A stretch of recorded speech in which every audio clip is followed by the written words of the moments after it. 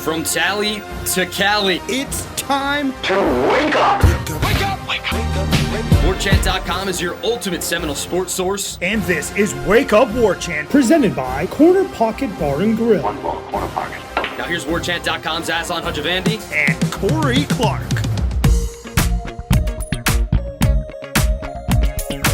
Wake up! It's Wake Up Warchant presented by Corner Pocket Bar and Grill. Coming up on today's show, we get right to it. Spring practice started yesterday. Full observations, offense, a little bit of the defense, as well as Clemson joining the fight against the ACC. Wake Up Warchant presented by Corner Pocket Bar and Grill, Tallahassee, Florida. CPTallybar.com, the website. QR code takes you right there. Your vehicle should take you to 2475 Appalachia Parkway. That's where it is located. Daily lunch specials, Monday through Friday, 11 a.m. to 3 p.m., but on Tuesdays, it's all day. Those tacos from yesterday. Hope you enjoyed it, everybody.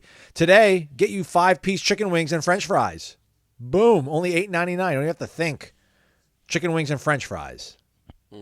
Corner Pocket does them right all the time. Check it out. And don't forget, tomorrow, bingo night, 7 o'clock. Test your bingo skills, win drinks and prizes. Good times always at the Corner Pocket Bar and Grill. Again, cptallybar.com, 2475 Appalachia Parkway. Warchant.com, your ultimate Seminole sports source. Thumbs up, 5-star rating and review, please. Subscribe as well. 'Tis the season. Spring. Man, lots happened yesterday. Lots going to happen today, too, apparently. We're going to interview a bunch of guys before Pro Day. We're going to talk to Link. The Noles still undefeated. Let's go. Barely by the skin of their teeth, but they did it. Hey, man, it just shows character, right? Like, they can win it all sorts of different ways. 2 straight one-run wins, and they don't win a lot of 1-0 games in these parts here lately, so that was it's impressive pitching and defense, man. Yeah. What was impressive from the Florida State football team? Let's start with the offense, Corey. Practice, spring ball started yesterday. We'll be back out there on Thursday and Saturday. They'll scrimmage next Thursday, so it's coming fast and furious. I think all eyes on the quarterback position, fair enough to say. I know there's a lot to talk about on the offense, but I guess we should probably start at quarterback. Thoughts on Brock Glenn, DJ Uiagalelei, and Luke Kromenhoek, Mr. 5-star. Yeah. And the Trevor Jackson kid. Yeah. That was, as I wrote on the website that you can read, I'm not going to give it all away, but as I wrote, he didn't look like a walk-on. There's a reason he was at the Elite 11. Like, he could have gone and played college football somewhere. He came to Florida State as a walk-on, and he throws a nice ball, man. He spins it pretty well. But anyway, yeah, man, DJ looked kind of exactly how I thought he would.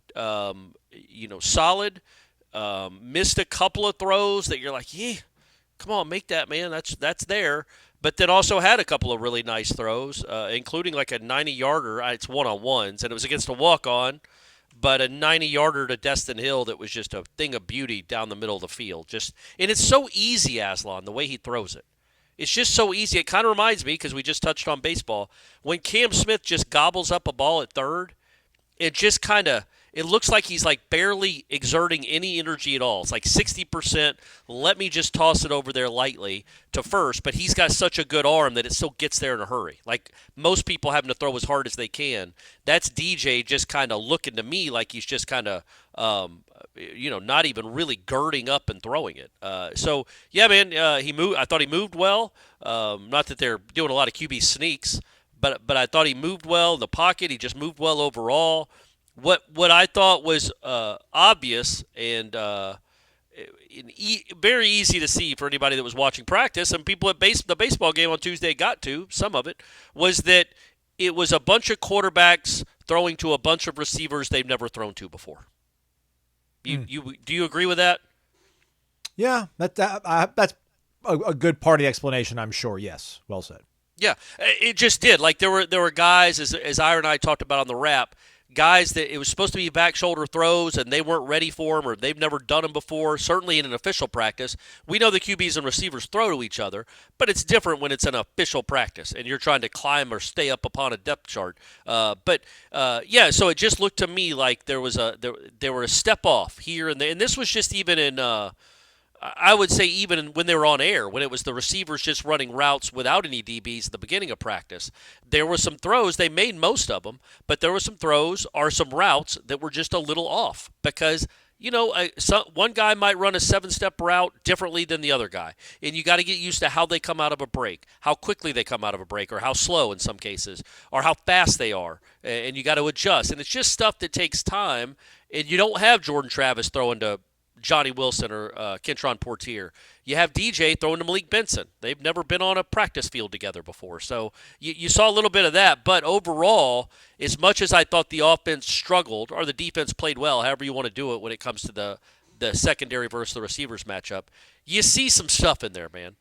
Jaylen Brown is slight. He is not a big man. He's like, I don't know what he's listed. I think he's listed at like 6'1", 170. But, man, he just moves in a way with easy speed. It reminds me of Rashad Green. You know how Rashad Green he never looked like he was running hard? Right. And yet he kept running away from people, even really good defenses. That's what Jaylen Brown reminds me of. Just his body type and the way he moves, the fluidity and the speed. It really translates. And then Malik Benson looked pretty darn good too. Malik Benson looked better than anybody in the receiving corps, quite honestly. Him and Destin Hill, I thought were the two bright spots out of the receiving corps on day one. I'm going to keep reminding everyone and myself, it's day one. But I really liked Landon Thomas too, man. He doesn't move like a typical tight end. You can see why at one point he was ranked wherever he was ranked, because he moves with a fluidity and an urgency that isn't typical of a tight end in college football. So that is exciting too, but we'll see, man. We're in the middle of March. We'll see what they end up being by April 20th, and obviously what matters most is what they are August 24th. Yeah, Landon Thomas was one of the guys that made it into the phone in terms of nice plays. There was a ball in 7-on-7 that came from Brock Glenn. I thought Camden Fryer had a pretty nice day. I kind of believe maybe he could be that sort of what Ja'Kai was in 2022, when he was healthy at least. Maybe 21. Maybe 21's more accurate because, Ja'Kai had still been, that's like his third year in the program. I don't want to put that much expectation. I also think he's different. I think he's different than Ja'Kai, that I think he might be an out wide guy, but he's certainly more of just a prototypical receiver. He's bigger than Ja'Kai. I think he's faster than Ja'Kai. Probably doesn't have that, burst of quickness, because who does? Ja'Kai is crazy. Well, besides Ja'Kai's brother, holy cow. We'll get to that in a second. Yeah. But yeah, man, Cam Fryer is it's interesting. His dad was such a hard worker, and his dad was a good athlete too. You don't get to Florida State just because you're gritty. Not in the early 90s. You crazy? He could move. He was a good athlete. Cam Fryer, he athletically, and you guys all know why I'm saying this, but it has been a long, long time since Florida State had a white receiver. I don't see color, folks. I'm just telling you how it is. Somebody told Corey that. Corey's like, what do you mean he's a white receiver? And the guy was yeah, exactly right. I don't see color. I just see the number, 88. I didn't remember it. I thought his dad, I didn't know his dad was white. But yeah, so, you see these kind of receivers, and what's always funny is when he bursts onto the scene, and he will at some point, whether it's this year or next year, he is going to be compared to Julian Edelman. Or who was the other guy for the Patriots? Wes Welker. They catch it. He isn't one of those guys. I mean, I just think he's more of an outside threat, maybe, because he can move. But yeah, what Norvell has said certainly seemed to translate. Like, ask Charles Lester, man, that was not close when they went one-on-ones. Fryer got off the line quick and then separated on an inside route from Charles Lester, who's a very good athlete. So the point being, his athleticism translates. He's not one of these cliche, just a coach on the field, hard worker. I mean, he's all that too. He's a hard worker. I'm not saying he isn't. Catches everything. He's also an exceptional athlete. So that's exciting. So is McCoy. Isn't that his name, 15? Luane McCoy, yeah, man. Man, he moves in again, I'm talking as if the offense dominated. They didn't. I'm judging McCoy almost solely on how he looked at going against air. But he moves really. Oh, he did shake somebody in 7-on-7s. I can't remember who, but he shook the dickens out of someone. They didn't throw him the ball. They threw it to the other side of the field. But again, you're talking about, I think, a step up in athleticism at that position than they've had in a good long while. Thought Van Travius had a pretty decent day as well. Deuce Spann had a nice corner route he ran in sevens that came off the arm of Brock Glenn. And then there was a really good screen pass. One of the few highlights I thought for Cromanhawk on Tuesday. It was a really good screen pass. I think it was 11-on-11 to Jalen Lucas. And, man, yikes. He's fast, huh? Yeah. So, that I wrote that they really only had 2 good plays passing-wise in all of 11-on-11, and I thought they were both screen passes. I thought that one and then one to Keziah Holmes that might have been a touchdown too. It's hard to know, folks, because they blow the whistle. Once somebody gets outside and the play is deemed a success, Norvell starts blowing the whistle and the defense stops. Now, the kid with the ball still has to run all the way to the end zone, but the defense stops. But it certainly looked like, especially in the Jalen Lucas play, that was probably a 70-yard touchdown because nobody's catching him. He is out of a cannon. He's a guy, you talk about under the radar, he's a guy we never talk about, ever. And then that one play was like, oh, they got to get him the ball somehow. Like that was almost jaw-dropping how fast he was in that, because it kind of came out of nowhere. Screen pass, it's the end of practice, kind of not going through the motions, but it's just been a long day watching a lot of football and not a lot of completions. And then out of nowhere, a screen pass to this kid, and he is just off like lightning. So that was cool to see. That was again, they have aggressively recruited and brought in speed, and they have a lot of it. I thought Kentron, he looked the best to me of the receivers in some of the moments in one-on-ones. I think that's just because of the jersey he's wearing. It might be because, when he caught it, I was like, dang, I'm like, this Malik Benson guy. Right. I'm like, what is going on in Alabama that, he was behind, the Bond kid and Jermaine Burton, what's going on there? And I'm like, oh, wait. I'm like, he's 10, Malik Benson. I'm like, one's Kentron. Yeah, Kentron used to be 88, now he's 1. I'm telling you, guys, if we have any high school athletes listening to us that are football players, do whatever you can to wear the number 1. It is incredible how much – he just looks like svelter and faster and more – he's obviously an athletic kid. He's a wide receiver at Florida State. He's a good player. But, man, he looks even – just that one is just sharp. That's the number you need to wear if you're a football player. Holy cow. All right, so all that said – to then say, before we get to the defense, Corey, I think Ira did a really good sort of job of having the more nuanced approach of looking at it when you guys did the wrap about pointing out that there was so much teaching going on, just an excessive amount of teaching than we had seen. Did you notice how low the music was? I don't know. We did. The IPF? I did. I don't know if that was because they were experimenting with the headset inside the helmets or. Oh, maybe, yeah. That was because I saw Norvell and Fuller were on walkie-talkies, not headsets like usual. They were on walkie-talkies. So I'm like, maybe they're doing the in-helmet communication. And he got asked about that after practice. Couldn't make out what he said because it was tough to hear with Florida State playing a baseball game behind him. But I think he said they're experimenting and he didn't really give us many details on it. But, all that to say. And as Ira pointed out, there was so much teaching going on because, last year, Jordan knew everything inside and out. And Jai knew it to a large degree, and Trey knew it to a large degree, and the offensive line knew it to a large degree. All this said, man, it just wasn't nearly as crisp. And not that I expected it to, but it was just part of me reflected for brief moments on Tuesday, yeah, man, last year's team was really good. That it was boring almost watching them at times because they were so clinical and so efficient. And I really think the ball hit the ground more in one spring practice almost than I saw all fall camp last year with that team. But they were 13-0, that quarterback, and fall camp is still, 5 months away from now. So I'm not in no shape or form panicking everybody or telling you not to come to Ireland and party with us to beat Georgia Tech, but just, there's probably going to be some growing pains, I would think. Hopefully not during the season, but I think we'll maybe see some up and down moments throughout spring that'll keep us maybe a little bit more even-keeled. If you think about it, though, and I wrote this, too, in the thing that's on Warchant, is what would you think if they had looked really sharp? It's been man, they've got this thing figured out. This guy just... Right, but then there's another side of the ball that you would be like, oh, that's not a great sign. These guys that have never played together are torching your experienced secondary? That's not good.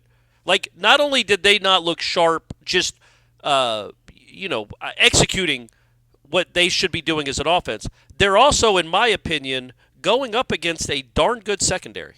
Yes. Especially if Quindarius Jones looks like he did on Tuesday. He was very good. He had a really impressive interception on a throw in one-on-ones. Yep. In fact, they had 3 straight interceptions on 3 straight throws. Now, one of them, I'm almost positive Greedy Vance would have been flagged by every official on the field for holding, and Mike Norvell let that be known. Like, get your hands off him. Yelled that to him as he's running back with the interception. And then another one, Darian Williamson on a deep throw kind of batted it up in the air when he really almost caught it and should have caught it, and Fintrell picked that off. And then on the very next play, Quindarius Jones made a really nice play.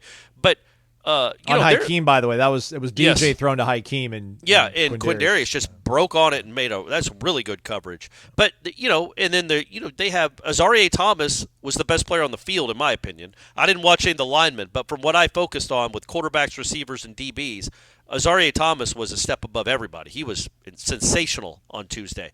So, but the point being, Shaheem Brown, they have guys that can really play. So it's to be expected. When one side it uses a lot of execution, timing, rhythm, and the other one is more experienced and has really good players, in my opinion, it would have been a bad sign if they got dusted and torched. So it's kind of, again, it wasn't great. I'm not arguing that, hey, don't be concerned or think that it's not going to don't underestimate how good this offense is going to be. It's going to be worlds better than the one from last year. But it's the middle of March, and it was the first day of spring practice. Yeah. So there's a lot of there is a lot of room to grow, but they have room to grow, as in five and a half months to get ready for that game. Or whatever it is, 40 practices. So they have to use that room, but they should grow, because I do think the overall point with the offense, I thought, was that you saw enough potential in these body types, in the way they move, in the way DJ can spin it and throw it, that you like your chances that if they're clicking, they can be pretty darn good. What's pretty darn good is Vitamin Energy, y'all. Energy with benefits. Vitamins and nutrients in addition to 260 milligrams of all-natural caffeine. You can find Vitamin Energy at retailers like Pilot, Flying J, Circle K, Casey's, TA, Sunoco, Town Pump, Mapco, United Pacific, and more. You can even find it online at places like Amazon Prime, Walmart, GNC. You can go to their website, and they got a promo code MADMARCH, Corey, and you get 24% off. That's for the general public. It's pretty cool. But you are a Florida State fan. Vitamin Energy, led by Florida State alums. So they've got the promo code WARCHAMP WARCHAMP BOGO. Buy one, get one free. Not great at math, Corey, but I think that's better than the 24% off promo, yes? Yeah, I think it's, wouldn't that be 50% off, if I'm doing the math correctly? Sounds just about right. We took the Mood Plus over here at the Midtown offices so that we could stay above the fray with all the hecticness going on Tuesday. Crushed it. Per usual, and my workout was darn good too. A little bit earlier in the day since I had to be out of practice. So everything was lining up, right amount of energy, right amount of nutrients. I think it was the valerian root. It's always the valerian root that gets me going just right. VitaminEnergy.com, led by Noles. Promo code hooking you up again, WARCHAMP BOGO, WARCHAMP BOGO. Shake it and take it, VitaminEnergy.com. Corey, much like you, I too was watching the offense largely. Shout out to our guy Ben Spicer. Later today, on our YouTube page, he'll upload the footage that he shot, which is mainly defenders, so get your hands on that. And then on Thursday, I'll film defense, he'll film offense.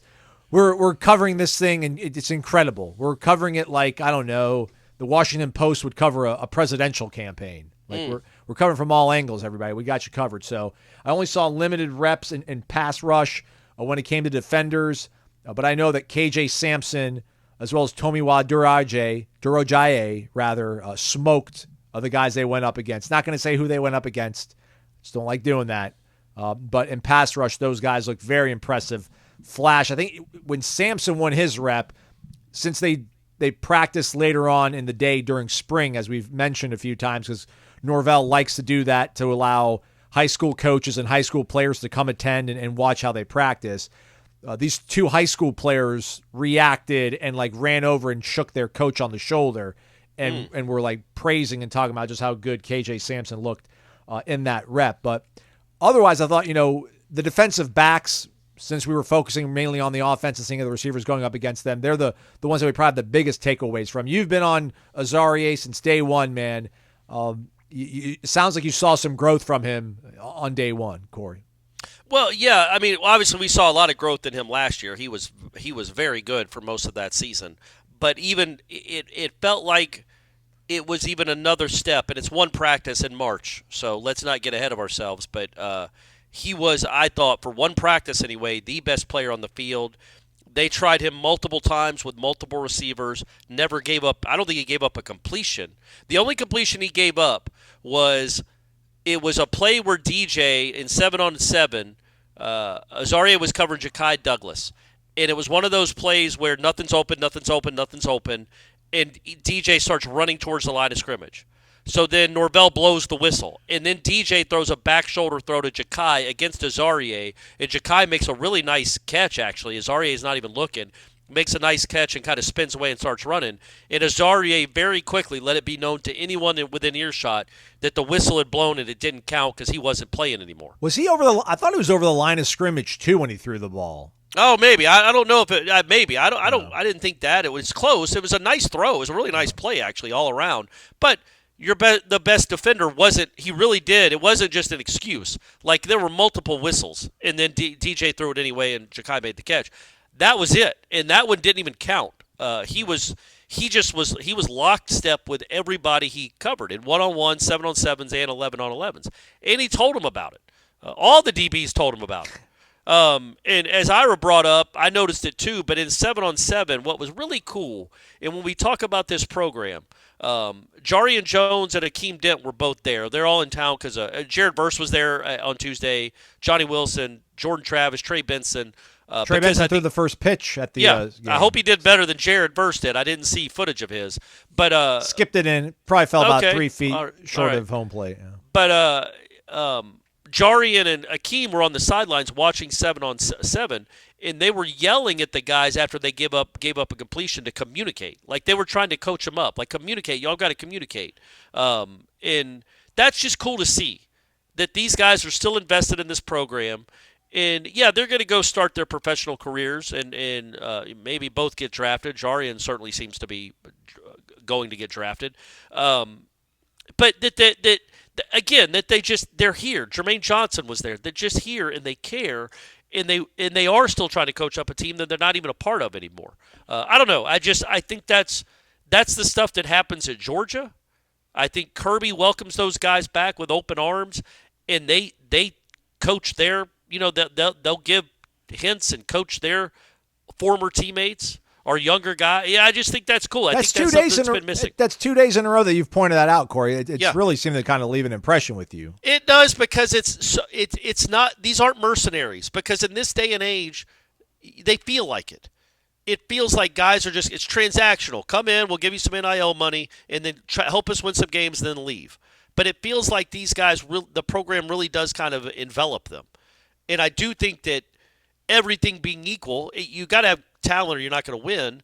But if two teams with equal talent, I just think that stuff kind of matters. I just do. I think it mattered when Florida State was good at basketball, stuff like that, little stuff like that. So anyway, but that was cool to see that.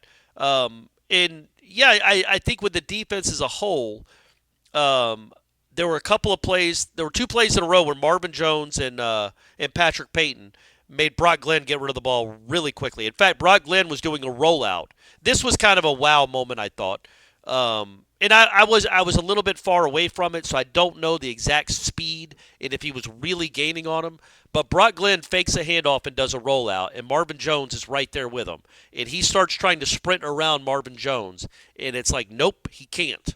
And Brock Glenn's an athletic kid, and he's a quarterback. And he could not sprint around Marvin Jones, and he had to throw the ball away once he realized number 7, he wasn't leaving number 7 behind. But I don't know if Marvin had the angle on him or not. You know what I mean? Right. So I don't know how athletically impressive it was, but it certainly looked athletically impressive. But again, we'll obviously know more about all this stuff when the pads come on, because I think the first 3 days, Aslan, they're just in shells, kind of. Yeah. But yeah, I think the defense. I was not discouraged at all by what I saw from the defense. I think there's a chance it could be pretty darn good again in 24. I think I had I had to third it out, not a half sack, but you got a third of a sack. I think Daniel Lyons, Patrick Payton, and Marvin Jones Jr. all combined for a sack on one play. I think it might have been Payton and Marvin Jones, or actually, I'm sorry, it might have been Marvin Jones Jr. and Daniel Lyons who really put the lion's share of the pressure on the quarterback in that rep. So they had a tough time in 11-on-11 as well, trying to get the ball down the field, the offense, because the defense did look pretty stout. So we'll see how that shakes out as another day rolls on Thursday. Corey, I do want to ask you this. I know we can't talk about formations and depth charts, but they ran a lot of rollouts, like more so than they ever ran with Jordan. You'd figure like Jordan has a better skill set, a.k.a. speed, elusiveness, than everybody combined from the quarterback room right now. Is there anything that – is it because they're going to have so much speed out wide? Is it because they're going to trust their offensive line that much more? Or is there anything that you can theorize as to why maybe is there something they can tap into by using that more in their offense? No, I don't know. You're right. It was noticeable now that you brought it up. I'm like, yeah, you're right. They kind of were. But no, I don't know. Maybe it's just like that was the part of the playbook that was being installed on the first day, or they were focusing on. It's all installed, right? But that was the first one they were focusing on. Because, look, you have a kid that's never played here, two guys. Well, one's a man and a kid that have never played here. This was their first Florida State practice ever with Croman Hawk and DJ. And then Brock Glenn, I don't know, man, did he practice 14 times last year in the fall because he was hurt? Yeah. Until the bowl. So that's a lot of inexperience. So I think, maybe you're just trying to introduce them, get them comfortable with a few concepts on Tuesday, and then concentrates on something wholly different on Thursday. Whole part whole? Oh, ho part ho. Ho part ho? Yeah, ho part ho. You know how many years it took me to finally figure out what that was? I know Jeff always would joke about it. I'm like, it didn't hit the consciousness enough to where you could just Google ho part ho and get the answer to it. But eventually somehow I did find it out, and I'm like, oh, all right. I'm like, man, that Pruitt really was a country boy. He was. I don't know where he's at these days. I don't know where he's at these days, but yeah, it possibly could have been just to reduce the field and give them less options to have to kind of think about and process. Just, kind of circling back to the offense real quick. I mean, I do agree. I think DJ, there's just a certain amount of like experience that kind of exudes from the way he commands himself in the pocket. Yeah. Croman Hawk, I don't know what his completion percentage was on the day, but it was not great at all. No, but neither was Brock Glenn's. He did not look. I think you and I had good nuance in the Warchant rap that you guys did afterwards. Like it wasn't because of confusion or anxiety. Like right. I think every ball he threw, he overshot. Like he probably was running a little bit hot on Tuesday and was putting a little too much on the ball. But like he knew where he had to go, where the guys were. He was seeing things, he just couldn't get the throws on the right kind of trajectory and the right kind of velocity. But it looks like there's something there with him. And on that same token, I thought the same thing about Brock Glenn. I didn't think he had a very good day throwing the ball accuracy wise. But man, every throw he made, almost every throw he made, it seemed like to be to the right guy. He was just missing, which, figure that out. But he's also a redshirt freshman. But he at least seemed to be seeing it well enough to throw to the right person. And I promise everyone, that is 95% of the battle. Knowing who to throw it to, reading the defense and knowing who to throw it to. Then get your mechanics in order, get it where it's a catchable ball. But I thought he was not very good at all throwing the ball, but I thought, in my opinion anyway, he looked really solid at knowing where to go with it. He's just, you got to combine the two and make better throws. Yeah, so that's probably my biggest takeaway, because I did feel a little, I don't want to say downtrodden, but I was just, again, it just made me realize that, last year's team really was comprised of just unique individuals that just had some special attributes that you're just not going to find every single year. And I know you hope that you're like Georgia, you hope you're like Alabama, you're just constantly replenishing your roster with top-end talent, but they go about it like in a little bit of a different way. So it's kind of hard to continue to want to thread the needle and find those guys that can instantly do it for you. And I'm like, man, they just, some of these guys probably just aren't going to be as good as Jarrett, aren't going to be as good as Braden Fisk. But you then think about the fact that obviously there's this coaching staff is they do such a good job of instructing and actually coaching guys up, and you could see them teaching throughout the day, and guys knew where to go. Except like the offense knew where to go. The defense wasn't confused. It's just it's getting the rhythm down, getting used to playing with these guys, and they've got 14 more of these to figure out. So again, no reason to panic. I just want to put some stuff in context. I thought what's interesting about that, because I don't disagree with you, but there aren't a lot of Jared Verses out there. I mean, he might be a top 10 pick. Florida State hasn't had a ton of those, even in its storied history. I know, but Alabama loses Will Anderson, and then behind him's Dallas Turner. It's just. But then again, you had Jermaine Johnson, and behind him was Jared Verse. So and we don't know what Marvin is. But my point was going to be, like, would it surprise you that if this Florida State defensive line ends up having more NFL players on it than last year's? Because it wouldn't surprise me. Like, I think Peyton is a pro. Yeah. We have no idea about Marvin, but I mean, there's yeah. certainly a chance. Yeah. The kid from Oregon State, I think, is a pro. Yeah. Daryl Jackson, I think, is a pro. Which, by the way, real quick, I know Ira pointed out the video, but this isn't the video. Yikes. Yeah. He does. Good. He's good. He looked good. He looks just ferocious. Like, not that he looks soft or anything last year, but he looks much more toned up. You see him walk by, and you're like, that is going to be a very unfair assignment if he's technically sound, which I think his arms are bigger than my legs. It reminds me of when Jernigan. I mean, he isn't Timmy Jernigan, because who is? But Jernigan's arms. Who else had those arms? It was like Eddie Goldman, maybe. Yeah. Those arms they were tree trunks. They were insanity. So Lola Hea, Marvin, Patrick Payton, Daryl Jackson, possibly, Joshua Farmer, maybe the kid from West Virginia, man. Like, we have no idea, but we know that they're solid players, and I think they're going to have more depth. They're not going to be maybe as top-end talented because, again, Verse and Fisk, you might be talking about 2 first-rounders. Certainly it seems to be you're talking about 1 for sure. Yet none of these guys might be first-round picks or even first 2 or 3-round picks, but you might have a defensive line that ends up with, 3 third-rounders and 4 fifth-rounders. Well, that's pretty good.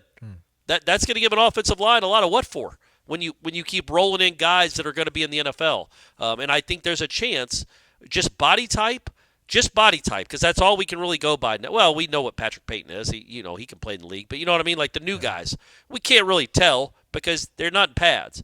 But man, they look the part. They are big dudes. They're big dudes, just the big dudes that can move. Yeah.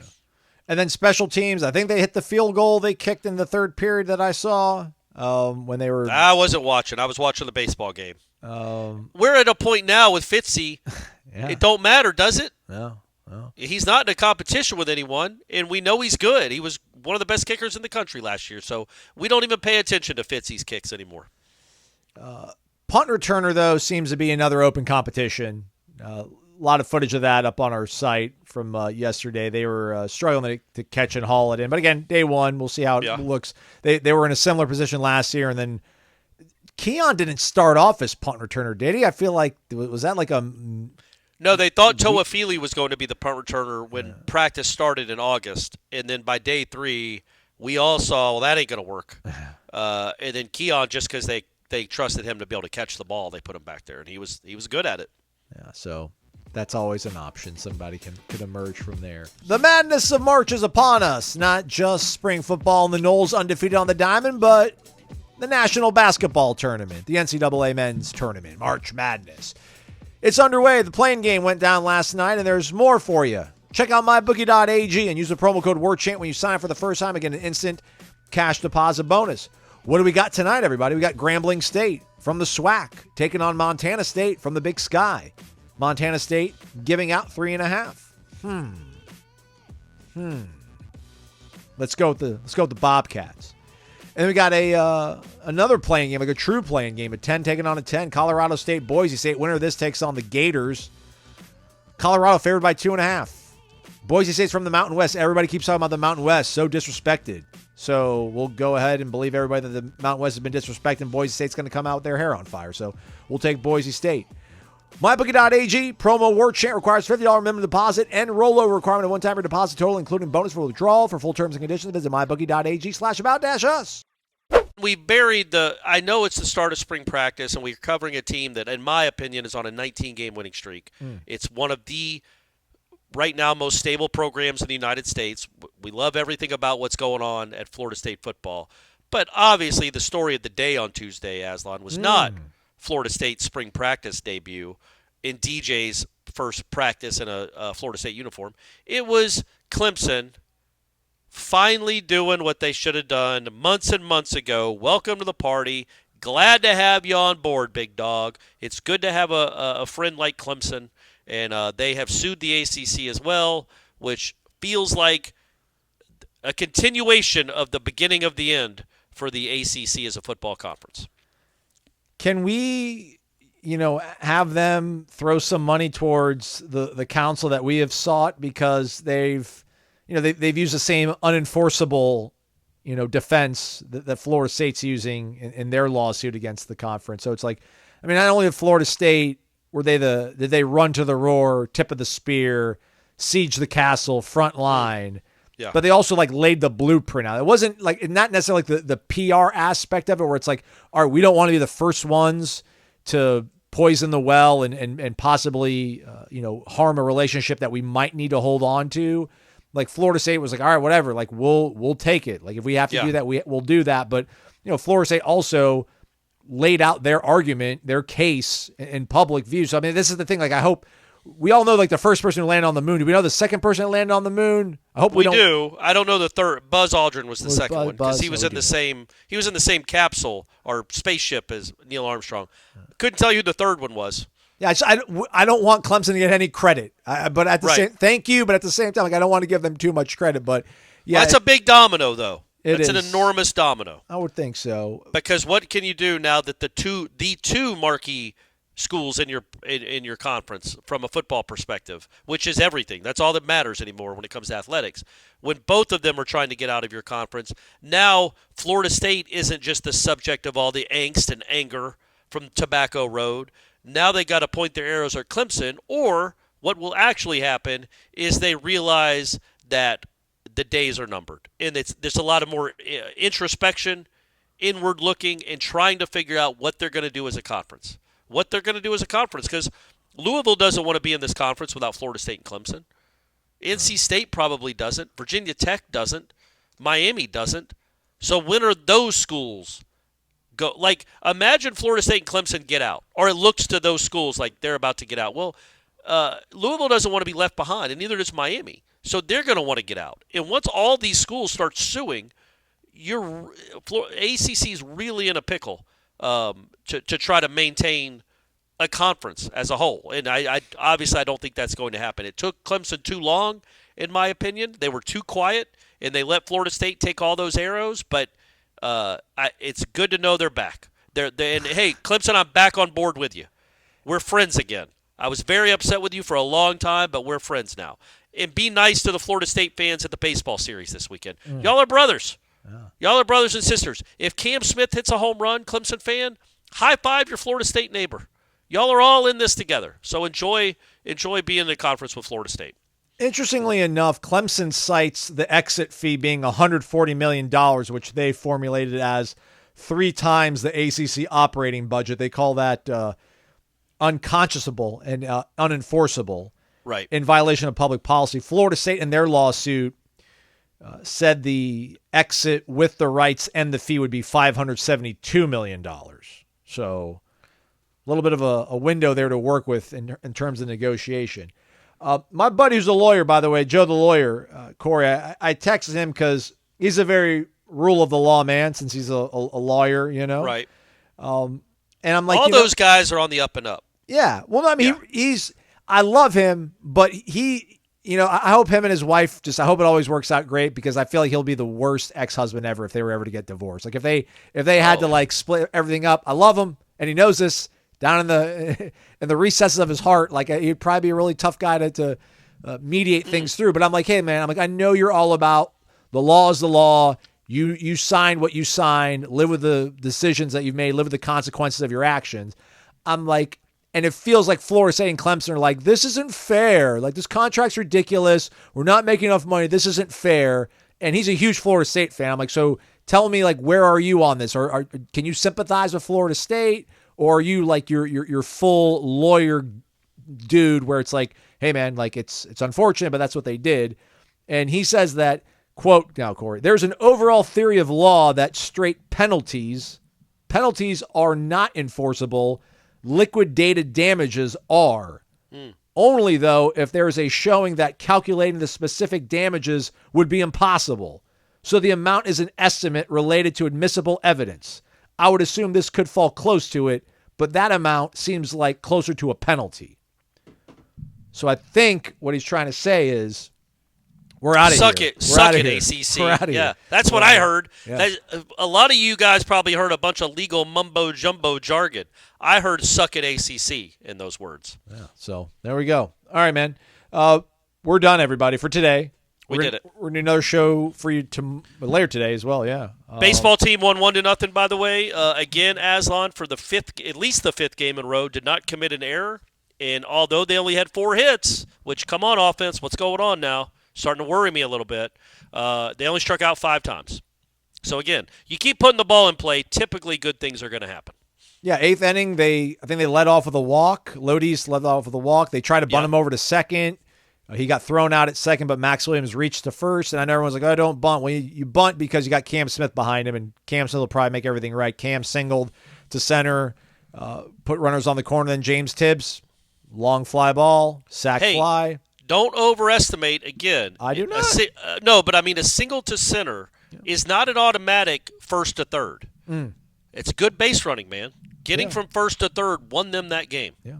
And that's not your normal leadoff hitter. But he can run a little bit, but getting first to third right there, getting a good read on a base hit, won them the game because Tibbs comes up and does what he's supposed to do. He hits a fly ball, you get the 1 run, and you win.